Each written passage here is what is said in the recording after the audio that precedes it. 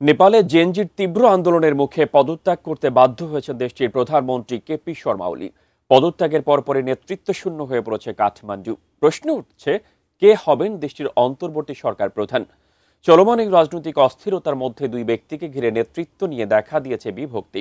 বারবার উঠে আসছে সাবেক প্রধান বিচারপতি সুশীলা কার্কি এবং বিদ্যুৎ খাতের সংস্কারক কুলমান ঘিসিং এর নাম। এই অবস্থায় নেপালের সেনাবাহিনীর আয়ত্তে থাকা দায়িত্ব ঠিক কার হাতে উঠবে? বিস্তারিত থাকছে লিমা সায়ন্তনীর ডেস্ক রিপোর্টে।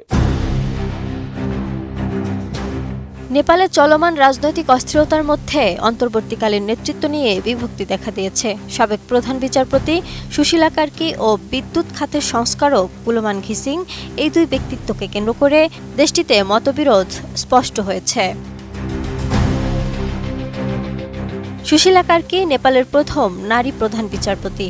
দুর্নীতি বিরোধী কঠোর অবস্থানের জন্য পরিচিত তিনি 2016 থেকে 2017 সালে প্রধান বিচারপতি হিসেবে দায়িত্ব পালন করেন এবং বিচার বিভাগে স্বচ্ছতা আনতে গুরুত্বপূর্ণ ভূমিকা রাখেন। বর্তমানে জেনারেশন জেড নেতৃত্বাধীন আন্দোলনের একটি বড় অংশ তাকে অন্তর্বর্তীকালীন প্রধানমন্ত্রীর জন্য সমর্থন জানাচ্ছে। তবে তার বয়স 73 বছর হওয়ায় সাংবিধানিক সীমাবদ্ধতা নিয়ে কিছু বিতর্ক রয়েছে। RICL TMX, যুগের পর যুগ স্থাপনা থাকে মজবুত।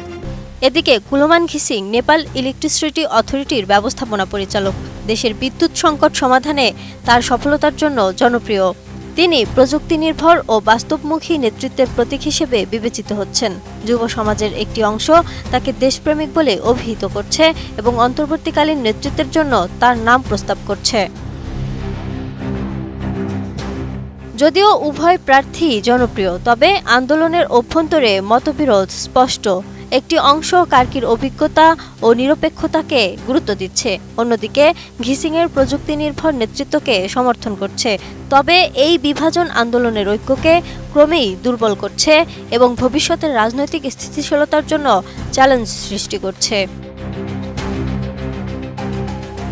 প্রধানমন্ত্রী কেপি শর্মা ওলির পদত্যাগের পর নেপালের সেনাবাহিনী এবং রাষ্ট্রপতি রামচন্দ্র পৌডেল আন্দোলনকারীদের সঙ্গে আলোচনা করছেন অন্তর্বর্তীকালীন সরকারের নেতৃত্ব নির্ধারণের জন্য। তবে আন্দোলনের অভ্যন্তরীণ বিভাজন এবং সাংবিধানিক সীমাবদ্ধতা এই প্রক্রিয়াকে জটিল করে তুলছে।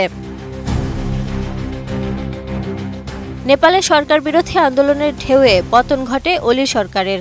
সহিংস বিক্ষোভে অন্তত 31 জনের মৃত্যুর পর প্রধানমন্ত্রীর পদ ছাড়তে বাধ্য হন কেপি শর্মা ওলি। বর্তমানে নেপালের নিরাপত্তার ভার সেনাবাহিনীর হাতে। 10 সেপ্টেম্বর আনুষ্ঠানিকভাবে দায়িত্ব নেয়ার পরই দেশ জুড়ে কারফিউ জারি করে পরিস্থিতি স্বাভাবিক করার চেষ্টা করেছে সেনারা।